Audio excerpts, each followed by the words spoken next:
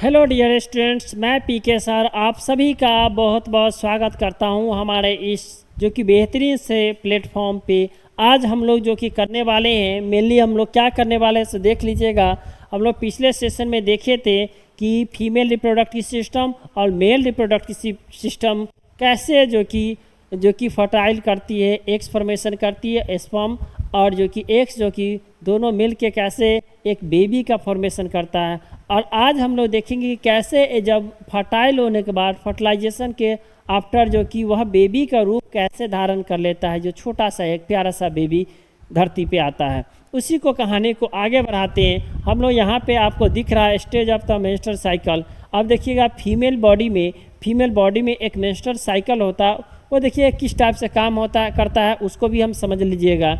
Menstrual cycle क्या होता है, देखिएगा ये एक फीमेल बॉडी पार्ट जो कि पूरे फीमेल रिप्रोडक्टिव सिस्टम है, जो कि मेंस्ट्रुअल साइकिल किस टाइप से होता है इसको आप देखिएगा।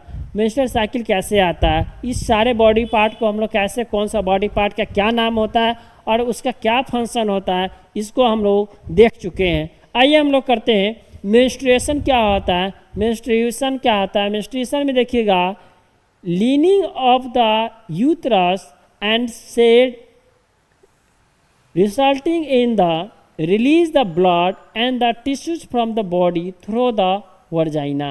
अब देखिएगा मेंस्ट्रुएशन में क्या होता है, जो यूट्रस होता है वहाँ पे यूट्रस से जो कि सेडेड होती है resulting the release the blood, अगर एग जो स्पर्म से फर्टाइल नहीं होता है, यानी कि एग फर्टाइल नहीं होते, मतलब एग्स जो कि कंबाइन नहीं करता है, उस कंडीशन में जो एग मैच्योर होने के बाद उसको बॉडी से बाहर करना पड़ता है।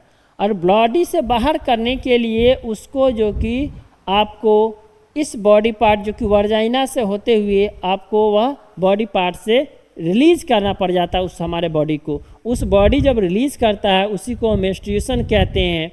और देखिएगा ये जो बॉडी पार्ट है, यहाँ पे आपको एक डॉट टाइप का दिख रहा होगा, ल्यूट्रल फेज कहते हैं उसको। ल्यूट्रल फेज में क्या होता है, empty the ovaries becomes empty the ovary follicles and hormones that prepare the uterus and possible the embryo the implantation, और वह पॉसिबल करता है कि जो उसमें इम्प्लांटेशन हो सके। ठीक है, क्लियर है। एंड नेक्स्ट जो देखिएगा फॉलिकल्स फेज क्या होता है। Follicles phase when the pituitary glands release the hormone stimulate the growth of the development of the ovaries follicles। Ovary follicles यहाँ पे एग्स को देखिएगा, यहाँ पे जो कि एग्स पहुँचता है, यहाँ से एग निकलने के बाद ये देखिएगा यहाँ पे फॉलिकल्स में डेवलप्ड होता है। After the oviduct ovulation phase क्या होता है, when the mature egg release from the ovaries and ready to potential fertilisation. और यहाँ से जब फीमेल बॉडी पार्ट में, जो महिला में जब एग बन जाता है, तब वहाँ से रिलीज़ करता है फर्टिलाइजेशन के लिए। कहाँ पे आता है, यहाँ पे आ जाता है। ये पिक्चर में आप देख सकते हैं, यहाँ पे आता है एग, और वहाँ से एग फर्टाइल होके जब चलता है तो यहाँ पे आकर रुकता है। और यहाँ पे आने के बाद देखिएगा एग जब फर्टाइल नहीं हो पाता है, उस कंडीशन में बॉडी को बाहर आना पड़ता है। तो इसका लेके लगभग में यह कितना दिन का होता है सफ़र, 28 डेज का सफ़र हो जाता है। यानी कि महिलाओं में जो मासिक धर्म का जो टाइमिंग होता है वह 28 दिन होता है। अब देखा जाता है कि बहुत सारे महिलाओं को प्रेगनेंसी में प्रॉब्लम आता है, तो क्या डॉक्टर भी, बहुत सारे डॉक्टर जो कि सलाह देते हैं कि जो एग्स जो फॉर्मेशन होता है उसका जो कि मेन जो फर्टिलाइजेशन टाइम, जो फर्टाइल होने का टाइम जो 14 डेज होता है, अगर देखा जाए तो नियर अबाउट द 14 ये सबसे बेस्ट टाइमिंग होता है। 9 से लेकर 18 डेज तक ये बेस्ट टाइमिंग में आता है, सबसे इम्पोर्टेंट टाइमिंग में आता है फर्टिलाइजेशन में। और इस कंडीशन में प्रेगनेंसी का सबसे मैक्सिमम चांसेज जो कि इस टाइम पीरियड में जो कि होती है। नेक्स्ट आते हैं नेक्स्ट जो कि हमारा जो कि बॉडी फंक्शन पार्ट में अगर देखा जाए, जो कि इसको अगर what the primary purpose of the menstrual cycles question है कि मेंस्ट्रुअल साइकिल का प्राइमरी पर्पस क्या होता है।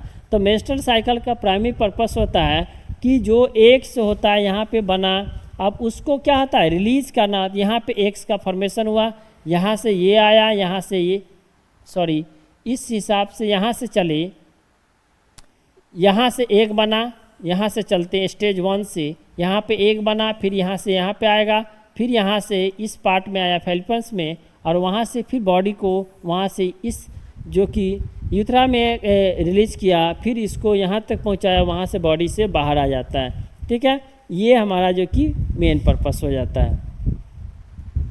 अब देखिएगा जब बेबी जब माँ के गर्भ में होता है तो इस टाइप से जो कि आपको दिखता है, और वो जो कि जैसे जैसे बेबी का शेप, जैसे जैसे जो कि माँ के गर्भ में जब बेबी ग्रो करता है, वैसे वैसे जो कि गर्भाशय की शेप जो साइज होती है बड़ी होती जाती है।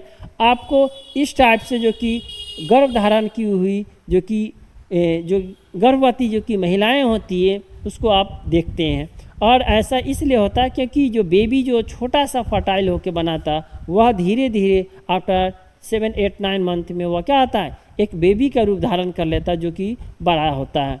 इसीलिए जो कि हम जो वॉम्प होता है वो बड़ा हो जाता है। इस टाइप से menstrual cycle of the female prepare the body to possible to pregnancy and by the releasing the eggs and prepare the uterus to pregnancy.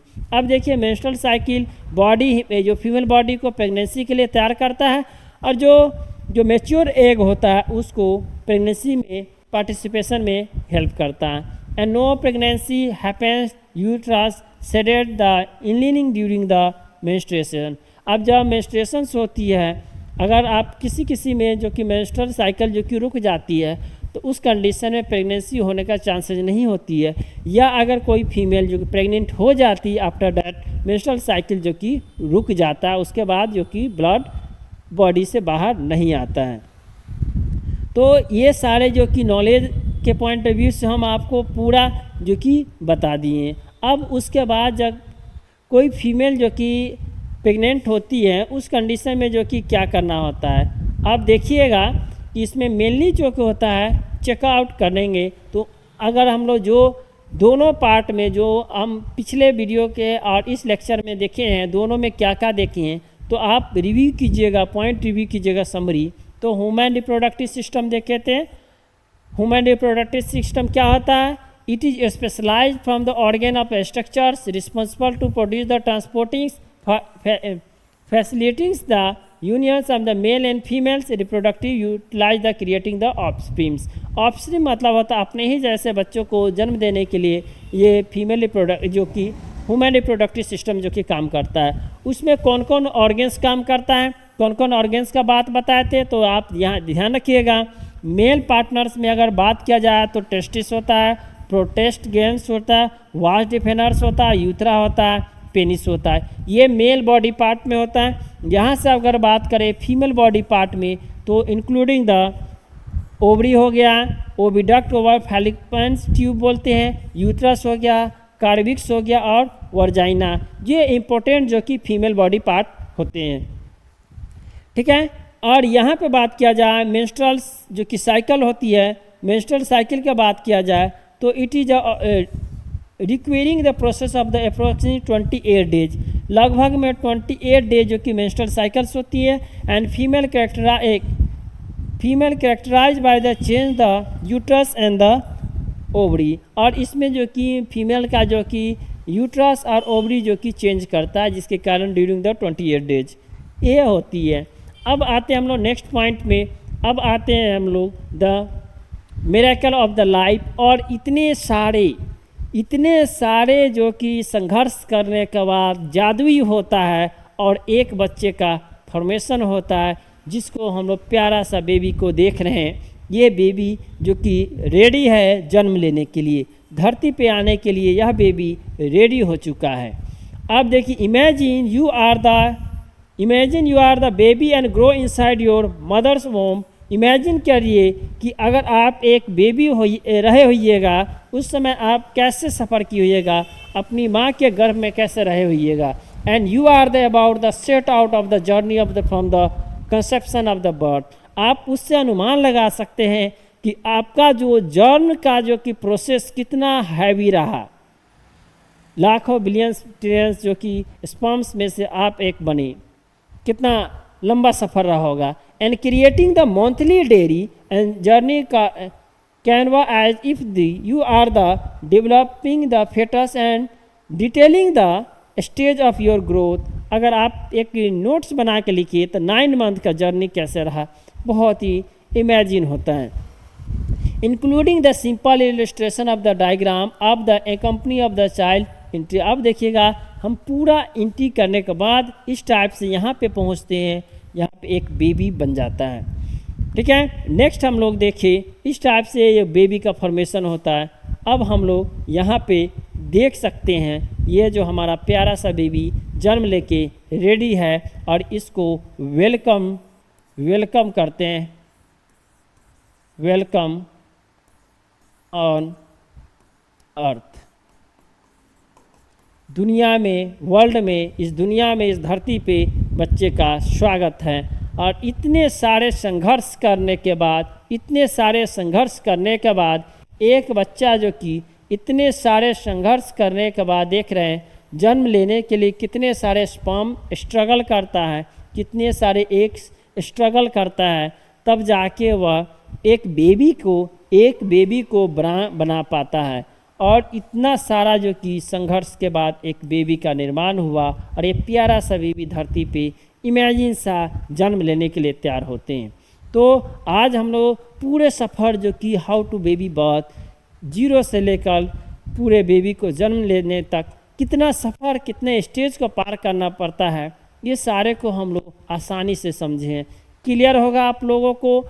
आप लोग को अगर क्लियर है तो इस सेशन को ज़रूर से लाइक कर दीजिएगा। और एक और इन्फॉर्मेशन, आपको अगर जो टॉपिक हैवी लगता हो, समझने में दिक्कत हो, कोई भी टॉपिक किसी भी चीज़ से रिलेटेड हो, आप कमेंट में ज़रूर कर दीजिएगा, हम आपको उसका एक्सप्लेनेशन ज़रूर देंगे। मैं पीके सर आप सभी को हमेशा परफेक्ट इन्फॉर्मेशन दूंगा। Thank you. फिर मिलते हैं नेक्स्ट वीडियो में।